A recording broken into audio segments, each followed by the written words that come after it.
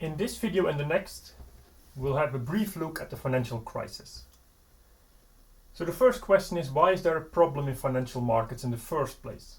What's so special about financial markets that we run into these problems of banks going bankrupt and the government having to rescue them? The thing that I'm going to be focusing on in this video is limited liability. So what does it mean? So let me first make a plot. So let's assume that we have a range of profits that we get from a certain investment opportunity. And let's assume that these profits are running from minus 5 to 5 with steps of 0.1. Now the thing I'm going to plot is the range of x. And now I need to capture the limited liability. So in the notebook we actually define our own function to do this, but since we do here things slightly differently from the notebook, I'm actually going to use an activation function, relu, range x. I'll first plot it, then I'll explain what's going on.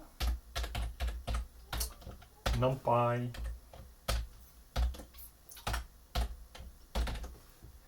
So this is what the plot looks like. So in terms of economics, what this means is that if you make negative profits on your project, you are protected by limited liability. So you have a company that is fully financed by debt. And if you go bankrupt, it basically means you can't pay off your loan to the bank and nothing happens to you.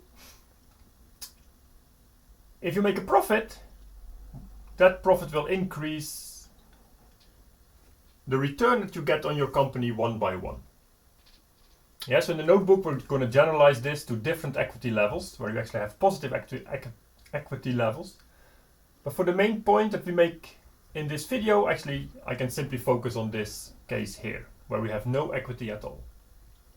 So the function I'm using here is an activation function from TensorFlow, and it's one that's used in neural networks, for instance. Yeah, and it has exactly the same shape as the limited liability function that you will define in the notebook. The advantage of using this one here is that we can speed up the following analysis. So what I'm going to do is that I'm going to look at the number of investment opportunities for the bank which vary in their standard deviation, so which vary in the risk that's associated with the investment opportunity. And let's say it goes from 0 standard deviation, so that's a certain option, to a standard deviation of 100. Now we're going to draw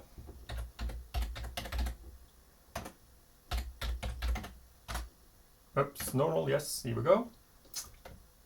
So we're going to draw these outcomes of the investment opportunities from a normal distribution.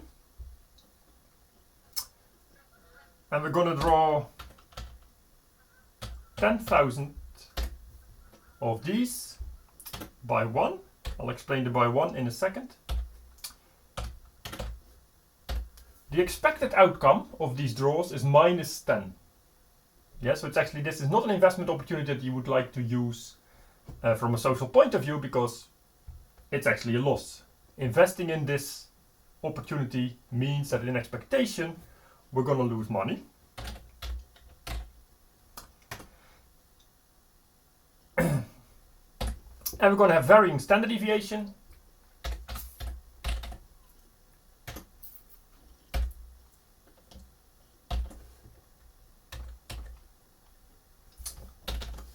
So basically what happens here is that for each standard deviation, so each standard deviation from 0 to 100, I'm going to draw 10,000 units out of a normal distribution with expectation minus 10 and this standard deviation. Now by defining the number of draws that I get out of this normal distribution as 10,000 by 1, I can actually use broadcasting. So the range of standard deviations has a row dimension which is actually not there, so it's going to be 1 by definition. And we're going to have these 100 different standard deviations as columns. Here the row dimension is 10,000 samples, and the column dimension is just 1.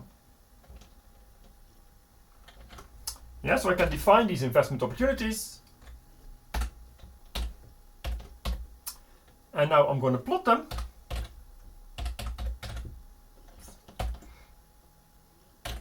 So on the horizontal axis, we're going to have the range of the standard deviations. And the thing that I'm going to be looking at is the profit of the company after using limited liability. So I'm again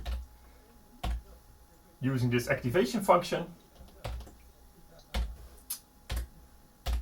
So we're going to turn this into a NumPy vector, which is slightly easier to work with than the TensorFlow outcome. And I'm going to take the mean. And I'm going to take the mean across the rows. Yeah, recall the rows are the 10,000 samples. Yeah, so I want to have the mean across these 10,000 samples. And then I want to end up with a vector that has 100 size for the 100 different standard deviations. So we can plot this as a scatter plot. And just to make it clear, so let's explicitly say that the thing that's on the horizontal axis is going to be the standard deviation, so the risk of the investment opportunity. Now the interesting thing to see here is that although this investment opportunity has negative expected return from a social point of view, if the company has limited liability, so that's why we use this activation function here, its expected return actually increases in the risk of the opportunity. So it increases with sigma. Intuitively what happens here is that as the investment opportunity becomes more and more risky, the downward risk is irrelevant because I'm protected by limited liability, and I benefit a lot from the upward risk. So having a bad investment opportunity and increasing its riskiness actually makes this investment opportunity profitable, although it becomes very risky. And as we know from the financial crisis, it can actually lead to bankruptcy of banks, or they have to be rescued by the government.